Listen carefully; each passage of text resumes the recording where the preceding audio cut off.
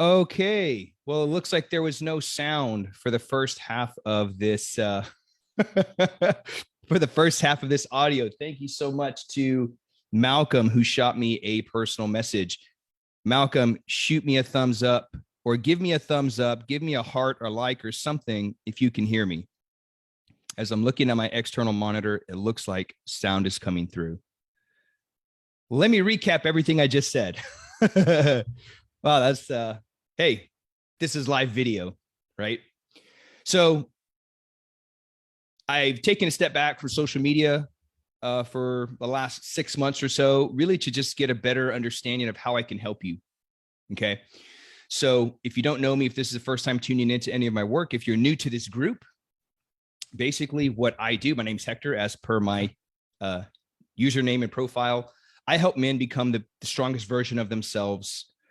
So ultimately they can have a second chance at life, a second chance at being more active with their kids, a second chance at being a better husband, a better father, and bringing more to their community, right? And we do this through minimalist type strength training, through kettlebells, through body weight, things that don't take a whole lot of your time so that we can spend more time being active with your family and whatnot. So in a nutshell, that's what I do.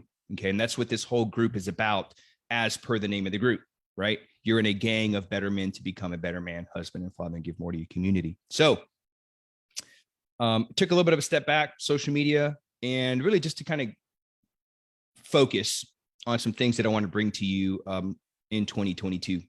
And so I dropped a post in the group the other day, and that's probably why you're here watching this video, of a live Q&A, right? That's what we're doing today. Questions around strength training, questions around kettlebells and whatnot.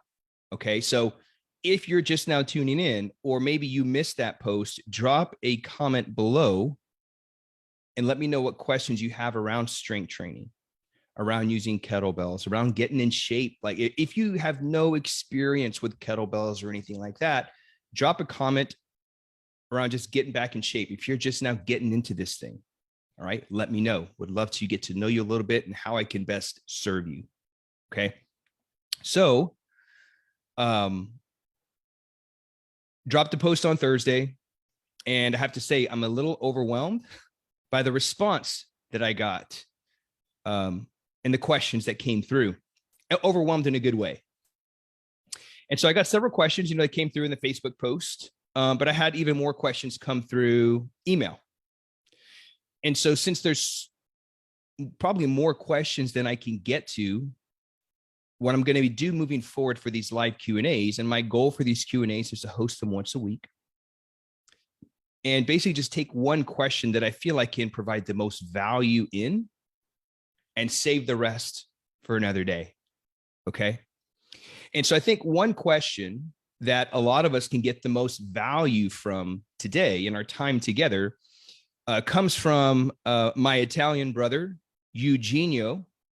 He asked, effective minimalist training, ? Eugenio, a little toast to you, brother. I'm having my first espresso. I got me a new little stovetop mocha. I'm totally new to that. I'm a coffee noob. So I'm having some espresso. So cheers to you. Effective minimalist training. That seems to be the rage now, right? That's the popular thing. That's the mainstream thing. And for good reason. We live in a crazy world with technology and whatnot. We're really busy, right? If you're a married guy, I was listening to, I can't recall. I think his name was Garrett J. White. I heard him say something. He works with married businessmen, and he said something that just kind of made me chuckle, but it's so true. He said, as men, we've willingly taken on the trifecta of insanity. And he calls the trifecta of insanity being a married man with kids, right? So being a father, and then being a businessman, the trifecta of insanity, right? And so whether you own your own business, that's irrelevant, right? Your career, like whatever that is. And so as a busy guy trying to balance career, business, your being a good husband and being a good father to your kids and still try to have time for yourself. That's crazy talk sometimes, right? And so minimalist training, man, thank God for that, right? Thank God for the kettlebell. Thank God for our body weight. And so I think what I'd like to do is really kind of unpack what is effective minimalist training. What is minimalism? Just think of the word minimalist, right? What comes to mind? Well, when I think of the word minimalism, when I think of minimalist training, I think of less, right? Getting more with less effort, or getting more with less moving parts, right? That's one of the, that is one of my, I guess, values, one of my core values one of the things that I stand for is a less is more approach to life. Doesn't mean that I'm lazy. It just means I'm trying to be efficient, right? And as I know that all of you guys are trying to be efficient with the craziness that is life. So to me, minimalism is getting more with less effort, or getting more with less moving parts. Okay. If you're watching, drop a comment right now and let me know, what does minimalism, what does that mean to you? Okay. So this is going to be a little bit of an interactive Q&A. Okay. Let me know what minimalism means to you. Okay. So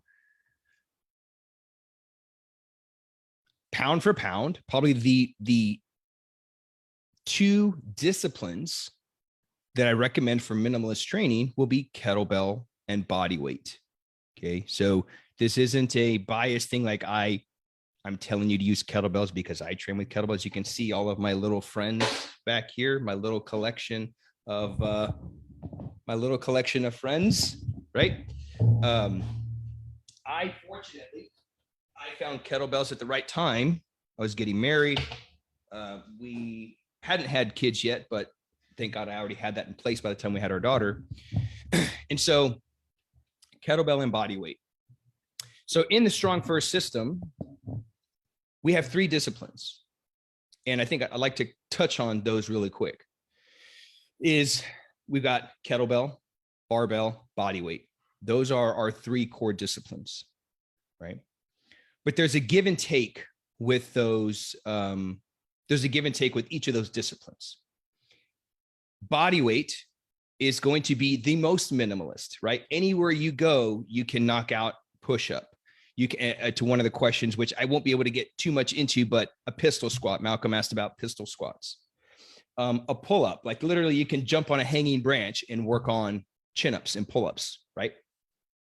But the challenge is, and you can build some pretty good muscle. I mean, look at a lot of these body weight trainers, right?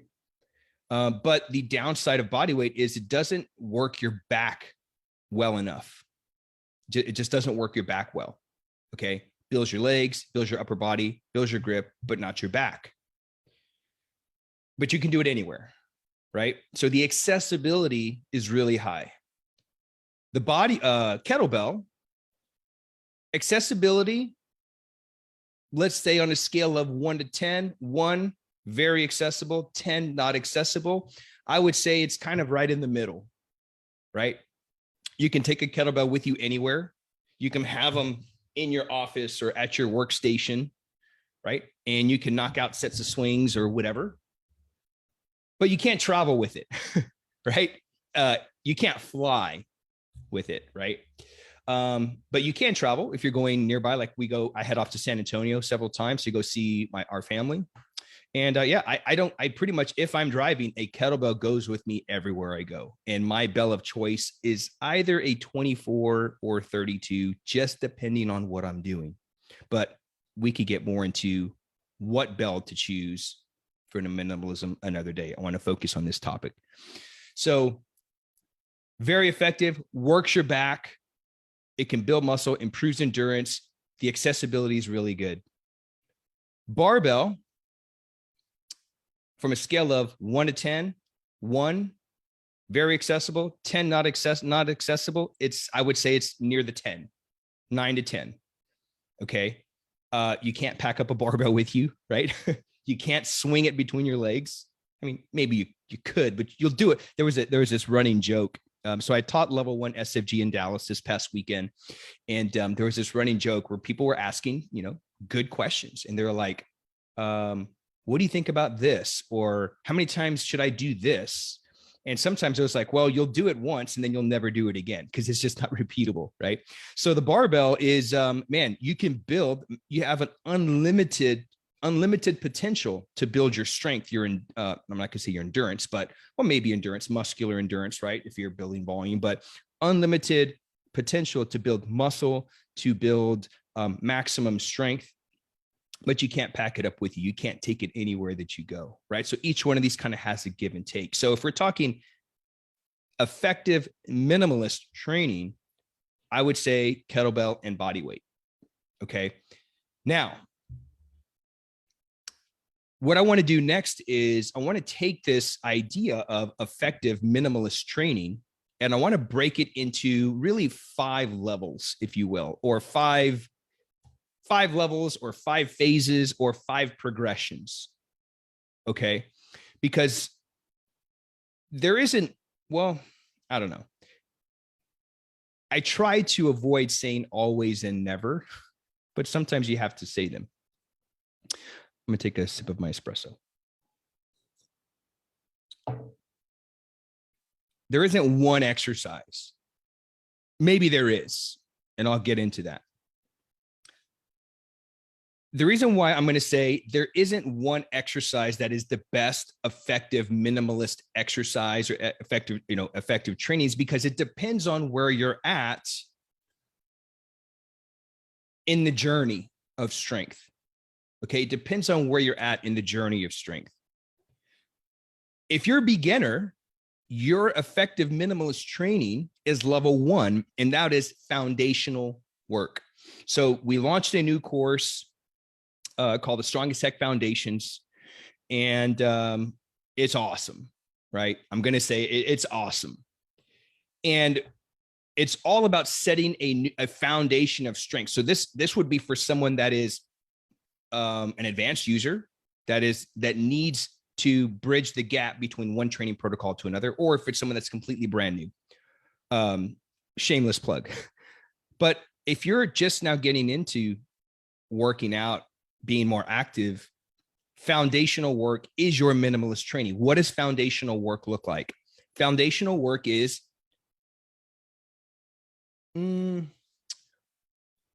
regaining, just for lack of better words, regaining your movement patterns.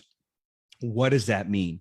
Well, for most people, we sit a lot. I know with the pandemic and all, I sit a lot, right? I'm in this chair most of the day. We sit a lot. We're not walking as often, right? We're just not being as active. So minimalist training could be learning how to squat again, learning single leg movements again, right? Going for long walks. I've been focused on long walks I started long walks at the end of 2019. So 2 years in now, I've been doing a walk. I start my day with a long walk every single day. And there's some days where I do a double walk. I do a walk early in the morning and I do a walk somewhere in the middle of the day or the end of the day. So literally that can be your minimalist training, setting that foundation. Then level 2 is beginner minimalist training. And what would that look like? Well, I would maintain your walks.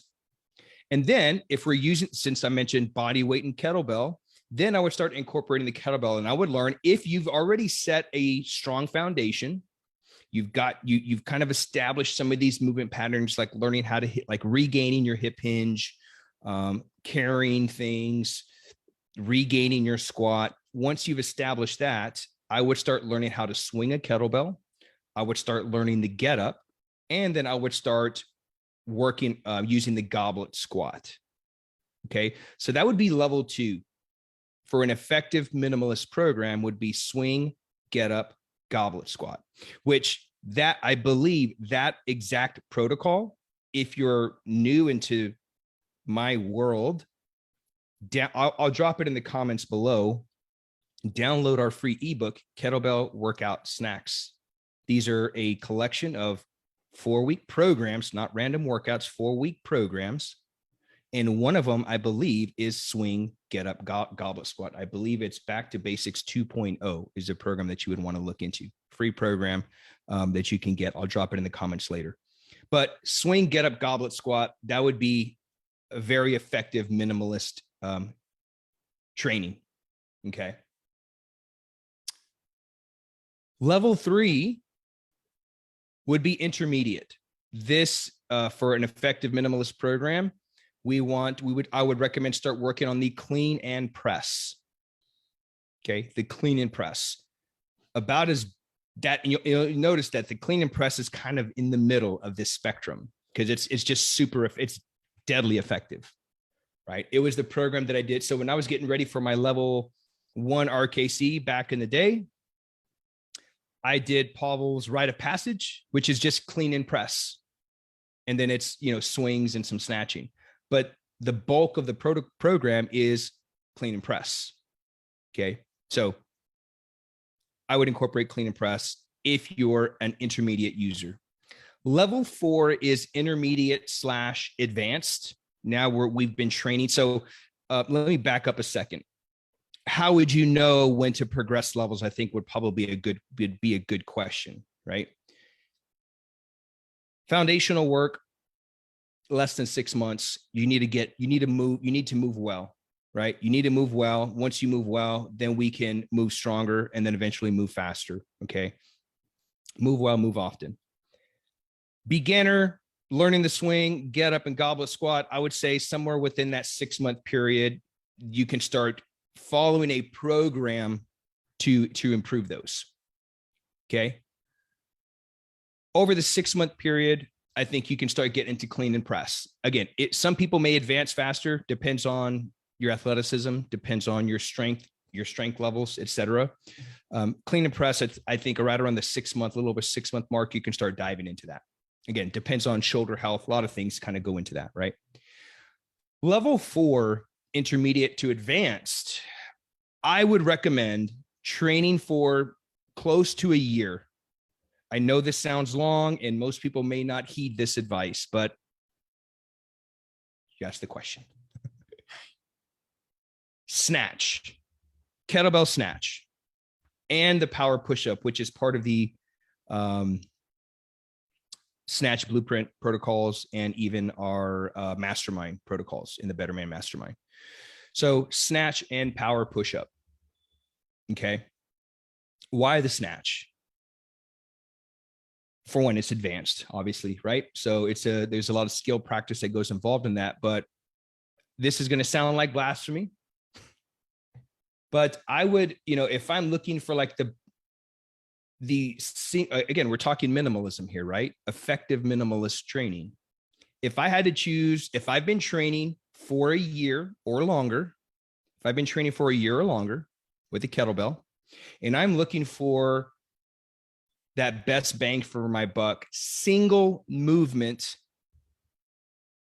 kettlebell exercise, it's the snatch, not the swing, not the clean, even though phenomenal exercises. Here's why. There's several reasons. Obviously, the strength and the endurance is going to be there, right? They don't call it the king of the kettlebell lifts for no reason, right? But you're going to get more work done too, because you're moving the kettlebell a greater distance, right? The swing and the clean, they kind of stop here at the chest level. So you're not moving it as far, right? You're not going to be able to really peak VO2. You're not going to extract maximum oxygen and whatnot from the upper body as you would with the snatch. And it's one movement, right? So you can build muscle on it. It's just so many phenomenal exercises on it. Again, but I would recommend if we're talking effective minimalist training, I would recommend at least train for a year before you make that one of your primary movements. But if you ask me, choose a single movement kettlebell exercise, the best bang for your buck, single movement, it would be the snatch. And then the power push-up. Okay. And then level 5, advanced training. I recommend training. Hindsight's always 20/20, right? As I look back on everything, I would recommend training for about 1.5 to 2 years by the time you start getting into level 5, and that would be the long cycle clean and jerk, which I call the black belt of kettlebell lifts. It is the emperor. It is the top dog in the kettlebell movements. Why? Why would this not be why would this not be the best one? Like if I were to compare the snatch and the jerk, the clean and jerk is not a single movement, right? It's a clean and jerk, right? You can't get a tempo with it. You can't, if we're talking about endurance, right? We can't completely empty creatine phosphate levels with the clean and jerk because you don't have the right tempo, right? So there's some pros and cons to a lot of this stuff, but if you've been training year and a half, going on 2 years, and you're looking for effective minimalist training, I would surround the majority of your training with the clean and jerk. Okay. And I'm going to tell you why. Probably about a year ago or so, Pavel reached out to me and he was asking me about, he was getting ready to put together a training protocol for jiu-jitsu guys. And he asked me what minimalist exercise would I recommend for a jiu-jitsu guy? And I told them, without a question, the jerk, right? And he was like, well, why the jerk? That's a very high-end exercise. Most BJJ guys probably don't have that shoulder mobility or whatnot to have that. And so that's a very good point. But I think this is a good reason why, a good explanation of why I think the clean and jerk is what I would call an advanced minimalist program. Funny enough, about a year ago, I started working on an advanced, which FYI, there's going to be an update coming to kettlebell workout snacks. And I've been testing it for a little while. I started testing it at the turn of 2020 and I had a few guys test it out for me. It's called Advanced Minimum. So it's an advanced minimalist protocol around the jerk and the snatch. So the two exercises that I just talked about. But here's why the double jerk, or actually not just a double jerk, but the jerk in general, I would recommend for an advanced minimalist training, whether you're a BJJ guy or not. Okay. From a strength and performance perspective. Okay. The jerk is, you have a quarter squat, right? It's a push. It's a pull, right? It's an all-in-one. So it's super efficient, right? It's push, pull, squat, all in one. And we talk about that, right? If we're talking about movement patterns in a training program, we want to push, we want to pull, we want to squat, right? Very basic, fundamental, all compound movements. The jerk has all of those: push, pull, squat. Okay. Quarter squat. Strength is the goal at all times, right? And remember, the strongest athlete, equally skilled, wins. We're just talking about from a performance perspective, right? Speed, agility, quickness, all involved in the jerk, right? Quick changes in directions on the fly are a must for everyday life. If you've got kids and you're trying to keep up with kids, you need speed, agility, quickness, right? I'm going to refill. So speed, agility, quickness are essential. If you're a dad, if you're an athlete, if you're a BJJ guy, the jerk provides all of that.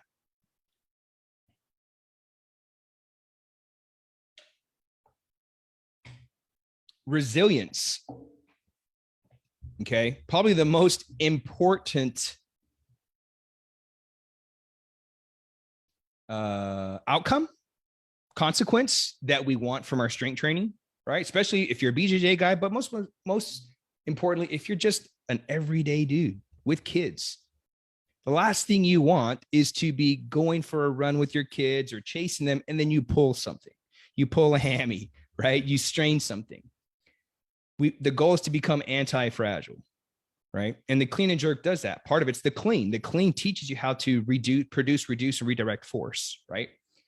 And so in order to be physical, in order to develop that stronger, more capable body, i.e. the resilience, the clean and jerk provides that, right? Force production, force reduction. So in that force reduction, you're building the connective tissues, right? Force redirection, changing directions quickly. We need that in our life. Okay. Something I call ballistic gripping. We have two types of grips. As I kind of peel back the onion, when I look at some of these exercises, is we've got two types of grips that we go through in our life. We have static gripping. So a carry, statically holding, right? And then you've got ballistic gripping that is like relax and then catching something and quickly gripping, right? The clean and jerk provides that. The rack position. So the clean and jerk is also a carry. So the clean and jerk, so we've got 7 fundamental movement patterns as a human being, right? We've got push, pull, squat, hinge, rotation, gait, and I'm missing the 7th one. I've got it in my notes somewhere, right? Push, pull, squat, hinge. Oh, yes. Push, pull, squat, hinge, lunge or gait, right? Rotation and carry. There we go. Had a brain fart there for a second. So of those 7 fundamental patterns, the long cycle clean and jerk, I think hits last. I did an episode on this on the YouTube channel. I want to say I did an episode where I cover these. The clean and jerk covers 5 of the 7 fundamental movement patterns. It is I already said it's a push, pull, squat, push, pull, squat. We're getting hip hinge because you're hiking the bell back, right? You're re-cleaning. So you're getting the hinge and then you're getting the carry. So the rack position. The only 2 movement patterns that you're not getting with it is single leg stance or lunge. Lunge or gait and rotation. But I would argue that you could squeak out one more movement pattern, single leg stance, which I covered this in an old course that I did a long time ago. I have to dig it up because I don't even think it's available anymore. It was called 12 Days to More Muscle, I want to say. And I worked on the things I've learned over time, something I called kettlebell athletics, right? And it's some of these more dynamic single bell movements, specifically with the snatch, the clean, and the snatch, the clean, and the swing. And so you can do split jerks. I've practiced with split jerks as one of those kettlebell athletic movements. And so a split jerk is you're jerking, but you're landing in a lunge, kind of like you would see in the Olympics. So there is single leg stance right there, split lunge, asymmetrical stance. So the clean and jerk has the potential of hitting 6 of the 7 fundamental movements. Name me a kettlebell exercise that can do that. I don't think you'll find one. So the rack position, receiving the bells in the rack, builds the abs. This was a question that came through, like effective ab training with a kettlebell, which again, I'll save for another Q&A. But just to touch on that, when you catch the bell and you brace, that builds your abs. Pausing in the rack position, just having the weight resting on your torso forces you to what we call in the strong first system, breathing behind the shield. It forces you to breathe behind the shield, right? And Pavel expands more on this kind of stuff in his Second Wind course.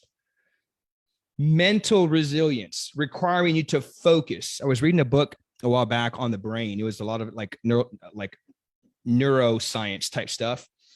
And how they talked about the ability to overcome addictions and all and whatnot, was just the power and the focus. That's they have their motto. These doctors, their motto is the power is in the focus. So it requires you to focus, right? So this is aligned to one of my other core values, which is the pursuit of self-mastery. So it requires focus on what you're doing, right? You can't be walking on a treadmill and watching the TV, right? You got to be really dialed in. And then just sheer tenacity to get the job done. right? I mean, you really, pardon my French, you really have to have your balls screwed on tight for an exercise like that. And if you've done the clean and jerk, you know exactly what I'm talking about. Balance, right? So from a strength perspective, we've already talked about the movement patterns. We've talked about resilience, balance during the hike pass, catching the bell overhead, right? Balance is incorporated. Mobility, right? The overhead catch, it forces you, it teaches this thoracic extension, which we don't get because we're sitting, we're sitting a lot, right? So if you want to dive into the clean and jerk and you want to explore that movement, you've got to work on mobility, right? It works on framing, okay, which that's more specific to jiu-jitsu stuff, but it helps with framing, okay, creating distance. Wedging teaches you wedging, which I'll get into another day for the kettlebell movements. And then it's a high-end skill. Yes, it is a high-end skill, which is why it's level 5 in that effective minimalist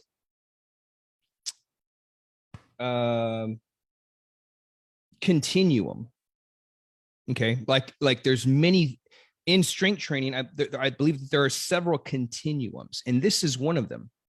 If we're talking about effective minimalist training, there's a continuum, right? We start and we just continue to progress. There's a press continuum. There's a hip hinge continuum. We have several of these types of continuums. So it's a high-end skill, right? So it requires you to work on your technical skill. It requires good posture, good positioning, timing, teaches you how to conserve your grip, right? You've got this yin and yang thing happening, this tension relaxation that we talk a lot about in the strong first system, right? Knowing when to be tense, when to relax, right?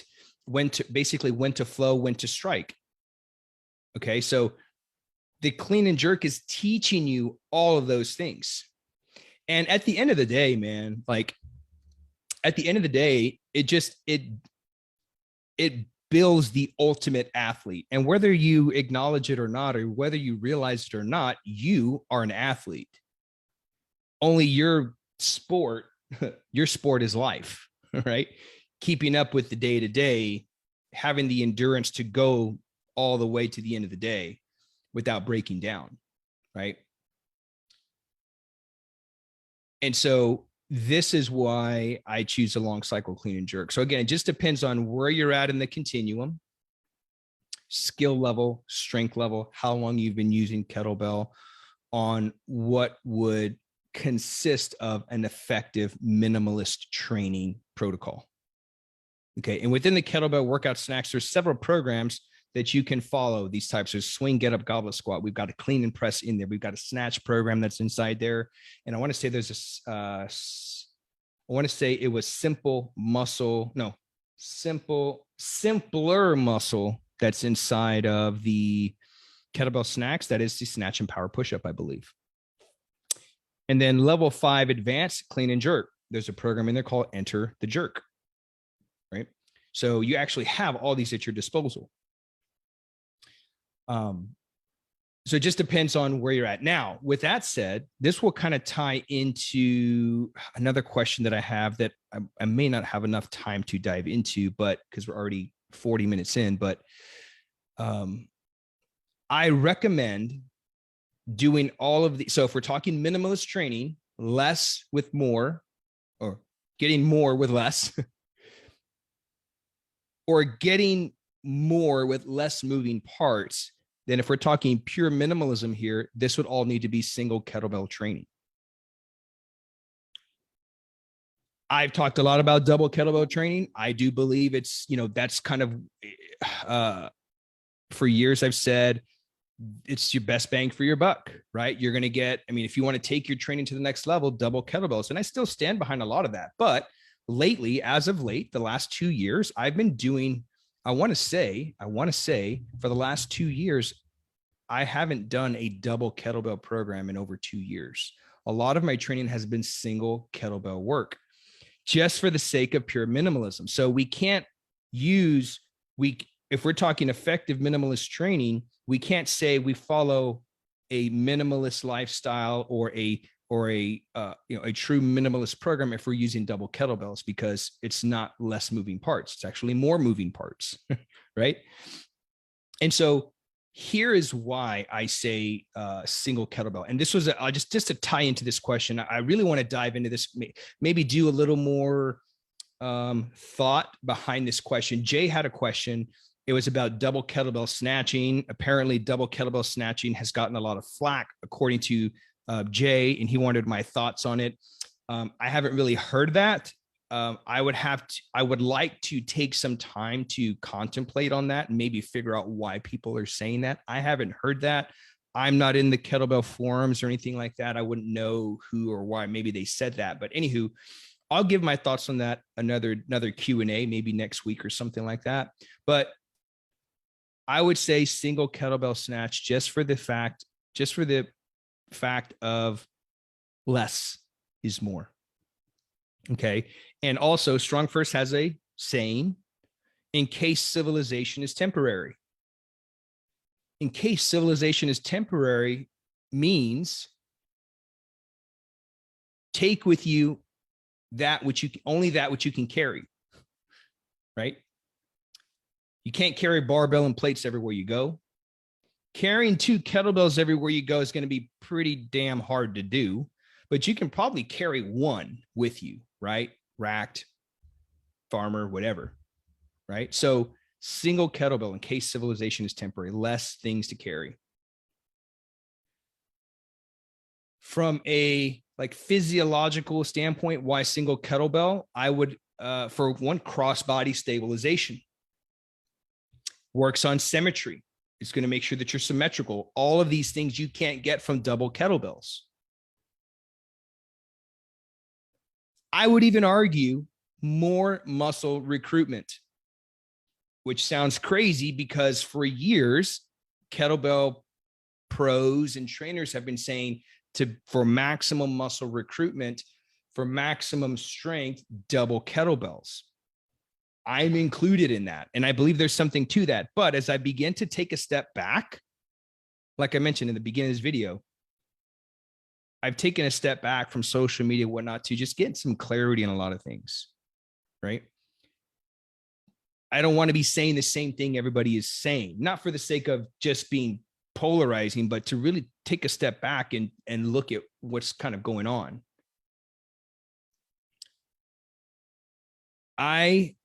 Moving forward, the bulk of my training is going to be just single kettlebell work, fairly heavy single kettlebell work.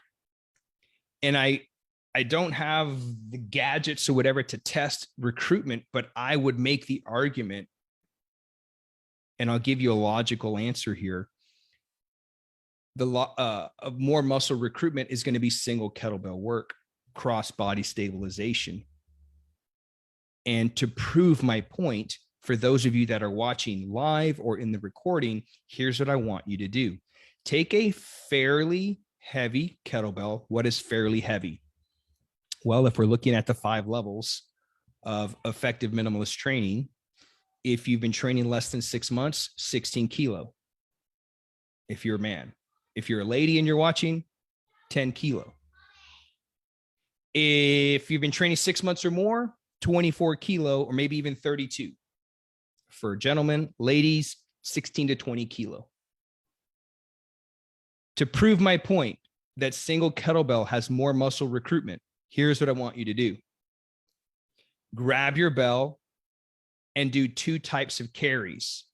Racked carry, clean the bell up in the rack position, maintain good postural alignment, and walk about 50 paces and come back. And then do the same thing, farmer's carry, 50 paces, come back. Make note of what you feel doing that with single kettlebell.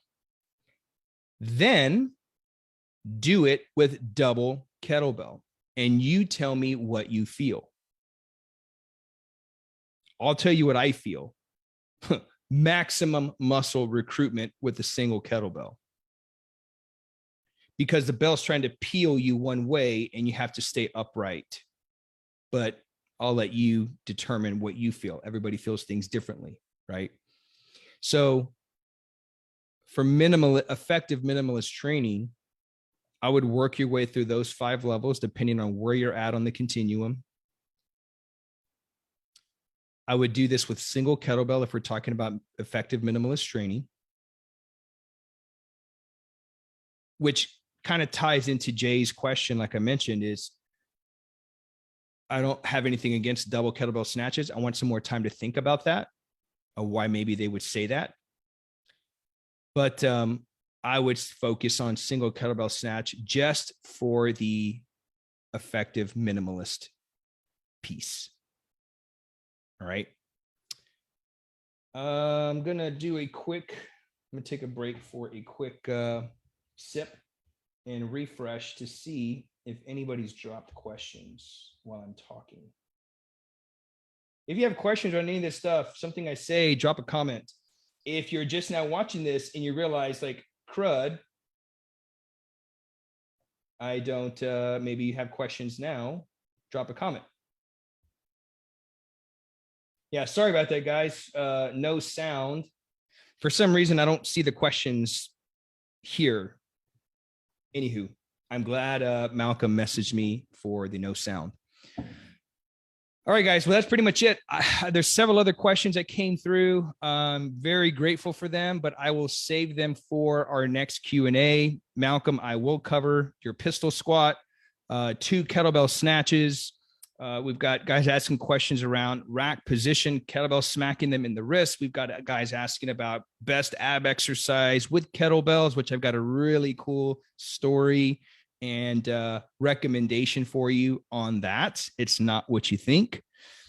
But I felt that Eugenio's effective minimalist training would kind of probably best serve all of us today, and you'd probably get the most value out of, and something that you can start practicing. So what I'm going to do, for one, let me know how helpful this was. If this was helpful, drop me something in the comments. If you have additional questions, if something I said sparked a question, drop it in the comments. I'll add it to my list of topics, and I would really like to keep this going on a weekly basis. What else was I going to say? I will drop a link to our ebook, Kettlebell Workout Snacks.